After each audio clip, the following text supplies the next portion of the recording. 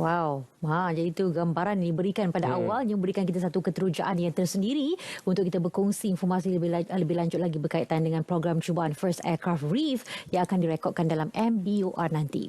Jadi untuk kita mengetahui dengan lebih lanjut berkenaan perkara ini, kita bersama dengan dua orang tetamu di studio pada pagi ini, iaitu Datuk Seri Salihuddin Hassan yang merupakan Presiden Persatuan Perkhidmatan Tadbir dan Diplomatik Malaysia PPTD, dan juga Dr. Noh Hasmat Abdul Aziz, Exco Sukan dan Rekreasi PPTD. Assalamualaikum buat keduanya. Waalaikumsalam warahmatullahi. Baik, pertama sekali kita ingin kongsikan terlebih dahulu berkaitan dengan PPTD itu sendiri, siapa sebenarnya yang menganggotinya dan berapa jumlah ahlinya terkait ini. Okay, terima kasih kepada Selamat Pagi Malaysia, kepada Hani, kepada Munawar. Salam keluarga Malaysia. Untuk makluman semua, kita ni daripada Persatuan Perkhidmatan Tadbir dan Diplomatik, ahli-ahlinya adalah daripada Skim Perkhidmatan Tadbir dan Diplomatik PTD. Sejarah kita agak lama. PPTD sendiri dah wujud pada tahun 1950. Dah 72 tahun dah. Dengan nama asalnya lah Malayan Civil Service Association pada tahun 1950. Dan bertukar kepada menjadi Persatuan Perkhidmatan Tadbir Diplomatik pada tahun 71. So dah 72 tahun. Dan kita punya induk kita adalah Skim Perkhidmatan kita adalah Perkhidmatan Tadbir dan Diplomatik, telah ditubuhkan pada tahun 1920. Dan sebenarnya ia adalah merupakan salah satu skim perkhidmatan yang wujud dan merupakan satu skim perkhidmatan yang wujud sejak daripada tahun 1896 lagi, diwujudkan di negeri-negeri Selat dan negeri Melayu bersekutu. Dan sehinggalah bertukar banyak kali perubahan, bertukar nama dan sebagainya. Perkhidmatan Tadbir dan Diplomatik telah dikenal pasti diubah pada tahun 71 juga. Sebab itulah kami ahli kita adalah lebih kurang dalam 9,700 orang. Dan daripada Skim Perkhidmatan Tadbir Diplomatik, ada juga yang di kalangan ahli-ahli yang telah bersara masih lagi menjadi ahli kepada kami. Itulah antara sejarah awal bagaimana PPTD ini muncul. Dan untuk makluman juga, perkhidmatan kami ini lebih kepada perkhidmatan dalam dan luar negara. Di kalangan diplomat, di kalangan di pejabat negeri.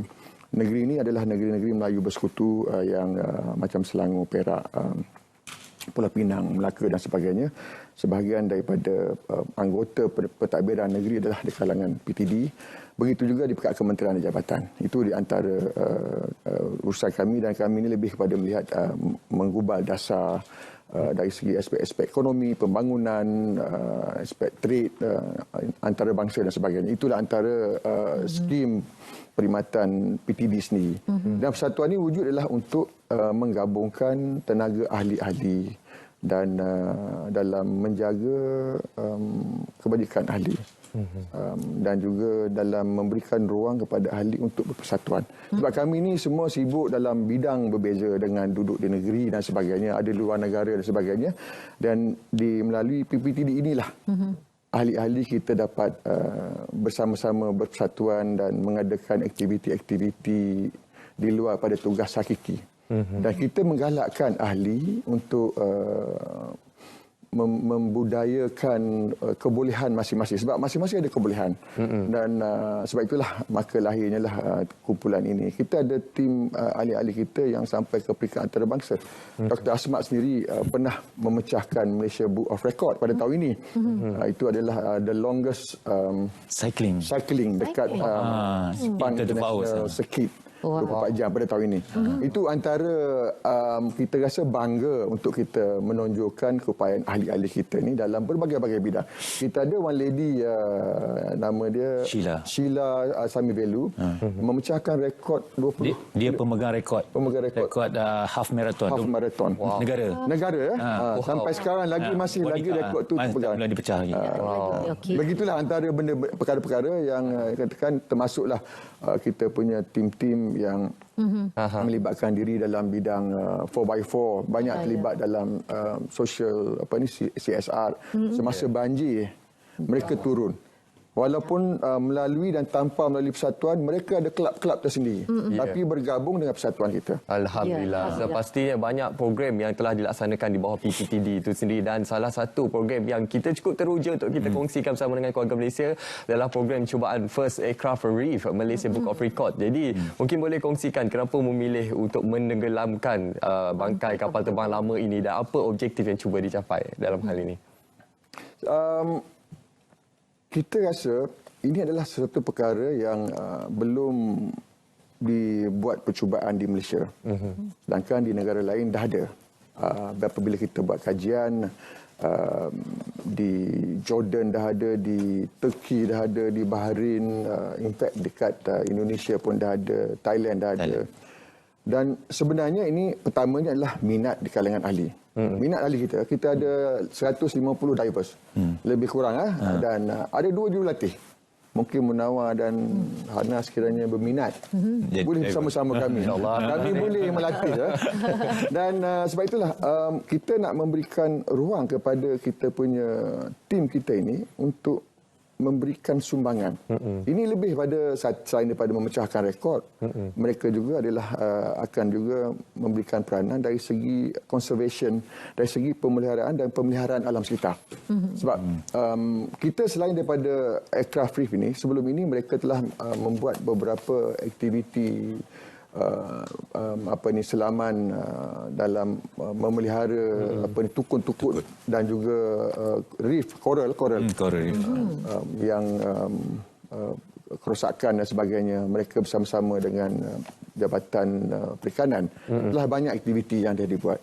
Sebab itulah kita kata ada baiknya kalau kita kumpulkan semua energi ini dalam satu program yang khusus. Sebab itulah maka lahirnya program nak menurunkan kapal terbang ini.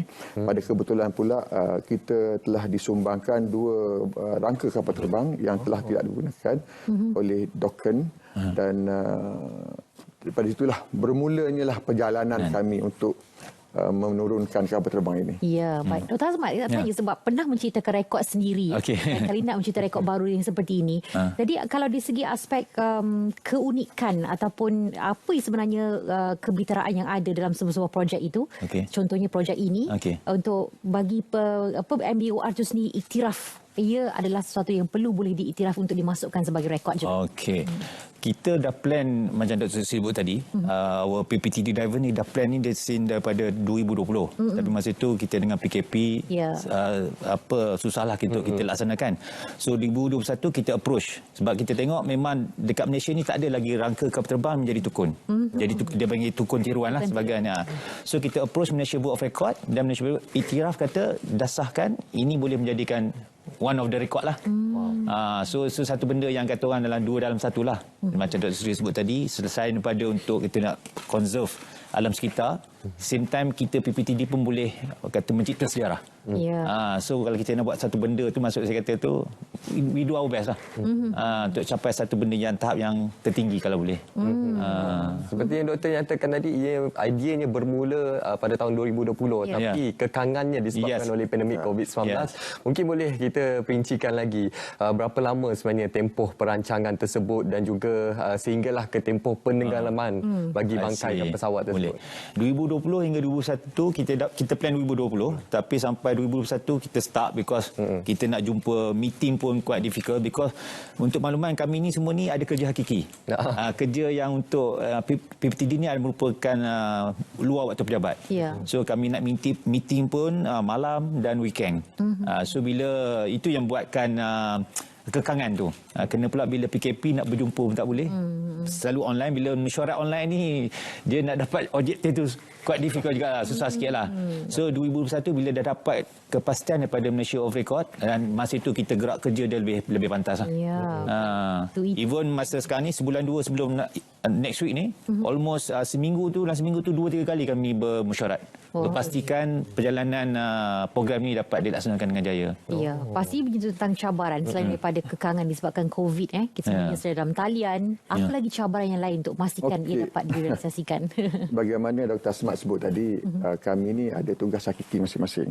Yang terlibat secara langsung ni, mereka ada bertugas hakiki dan pertamanya adalah untuk mengenal pasti tapak bersesuaian.